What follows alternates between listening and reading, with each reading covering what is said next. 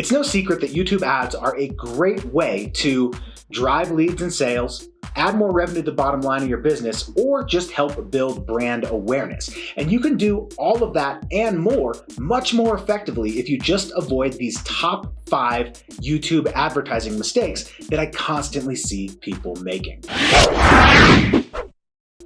Justin Sardi, CEO and co-founder of TubeSift.com here. And like I said, today we're going to be talking about the top 5 mistakes that I see people make when they are using YouTube ads. So let's go ahead and jump right in, knock those 5 mistakes out. And honestly, if you can avoid making these top 5 mistakes, you are going to have much better odds at having a successful campaign and getting the most out of your ad spend. So mistake number 1 is having a lame ad creative, right? Now, obviously it's a video ad. We're talking YouTube ads. So you have to make sure that your ad resonates with your audience. I cannot tell you how many ads I've seen that are terrible, boring, static, awful voices, terrible audio, things like that, right? You are using a video ad and you need to make a quality video.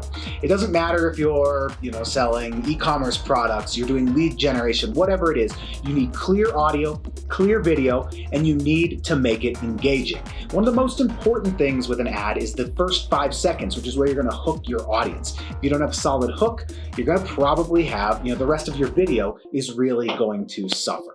So we do have a scripting guide that's going to help you script that. You can pick that up. We'll link to that below. But ultimately, you just need to keep your ad engaging. And if you're not quite sure how exactly to do that, I'd encourage you to either use TubeSift, search for some of the keywords that your audience is going to be searching for. Then you can find some of the other ads that are running in the niche using our Ad Spy feature. That's the easiest way to do it. Or you can jump on over to YouTube, do a search for those same videos, and you can then see what videos are ranking in the search results, because the ones that are ranking at the top of the YouTube search results are going to be the videos that people are watching. That's the ones that your audience is most into. So definitely try and model those, speak that type of talk if you can. Set your videos up like that, and you'll have a much better chance of connecting with your ideal audience. Now, common mistake number 2, and this one, I see this from major brands as well, and it just blows my mind. Now, when you're running an in-stream ad, there is what's called a companion banner, and that's in the top right-hand corner. It's a 300 by 60 pixel banner that gives you additional ad real estate. Now, that ad banner, or the companion banner, is actually clickable, and it doesn't cost anything extra to set up. It's a very simple thing to do, and you can easily create it using TubeSift's Banner Studio. We have templates and everything. I can't count how many times I've seen people using just lame companion banners that have, nothing on them. They're not engaging. They have no calls to action, nothing like that. So I would definitely avoid not using a companion banner. You have to be using a companion banner. And like I said, I see big brands making this mistake as well, and it just blows my mind because it doesn't cost anything extra. Mistake number 3 that I see all too often is not having congruent messaging from your ad to your landing page to your thank you page. Nothing breaks the trust that you have with your ideal prospect or your lead or whatever it is, your cold traffic, more than saying you're going to give them something or promising something and then not delivering. So if you say on your video, for example, hey, click the link on this video and I'm going to take you to a free training, you had better say on your landing page, hey, get the free training. Boom, right? You have to deliver what you say you're going to. And that especially goes for thank you pages when you're collecting emails. Let's say you are running a lead generation campaign and you're offering a free PDF cookbook or something along those lines, right? Nothing burns the trust more than getting the email and not delivering the cookbook. I mean, why would somebody buy from you after you couldn't even deliver something for free? So you have to make sure that you deliver exactly what you said you were going to, and more importantly, keep your messaging congruent throughout your ad, your landing page, and your thank you page. It just makes everything seem more legitimate, and it's going to do much better as far as performance of your video ad campaign goes. One thing that I do like to do is with these campaigns is address one problem, one solution. And that's especially true for lead generation campaigns. It's a really good tip right there. It's just, one problem, one solution. Try not to overwhelm and sell too much in the video ad, unless maybe you're selling a physical product. Then it makes a lot of sense to show the product, be like, hey, check out this cool iPad, or check out this Rode Wireless Go microphone thing, right? Obviously a physical product, you can demo it on there. That'll do a lot of the selling. But if you are, maybe doing a webinar, or you're selling some type of digital product, something like that, try not to just sell it all on the sales page to do the selling. The job of the video ad in that case would be to push them to the sales page.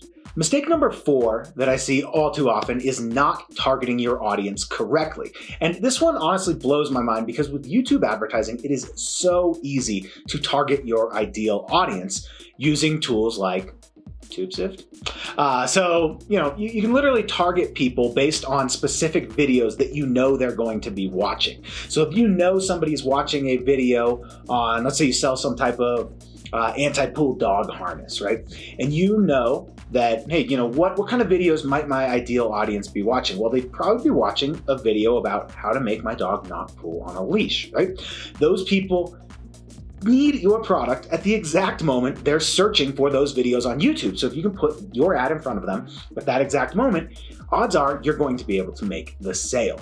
So the common problem I see with not targeting your audience correctly is people starting very broad, and they'll have a specific ad. They'll be like, all right, I'm gonna test it. And they just go broad. They're like, I'm gonna try topics, placements, keywords, this, all these different audiences. And they just start cramming things into these campaigns. And they're like, it's not working. When really, if they would have just started with something like placements or keywords or even audiences, just one of those things, and did a small test on a small segment, figured out if that ad was working, and then start expanding it into bigger markets, you would have a lot more data to work with, figure out what's working, get your whole campaign dialed in before you go super broad. So that's definitely something I see, is people starting too broad and not targeting a specific enough audience to start off with to test these things out. And mistake number 5 I see is people not using CTAs, or calls to action, on their video. Now, I personally like to build my calls to action in my video and say something like, click the link in the bottom left-hand corner, or click that banner up top. And earlier in this video, I talked about companion banners. Well, that's one form of call to action, or a CTA. Now, underneath that, there's also a little blue button with a call to action and some text that you can throw on a button. And then also in the bottom left-hand corner of the video ad, the in-stream ad specifically, you're going to see that call to action as well. Now, some campaigns, like the campaigns with goals, they automatically come with that call to action turned on. But if you're building a campaign with no goal, and maybe you're going with cost per view bidding, you're not going to be able to automatically have that turned on, and you're going to need to click the little button that says enable CTA or use CTA. I forget exactly what it says, but you basically click that CTA button. It'll have a little drop down where you can put your 2 lines of text, and just by using that or enabling that feature, you're going to get a significant amount more clicks. And we all know that the more clicks you get, the more ROI you're going to get from your campaigns. Because if you're only getting, let's say you're 1 out of every 100 people that click buy your offer, right? Or even 10 out of every 100 people that click.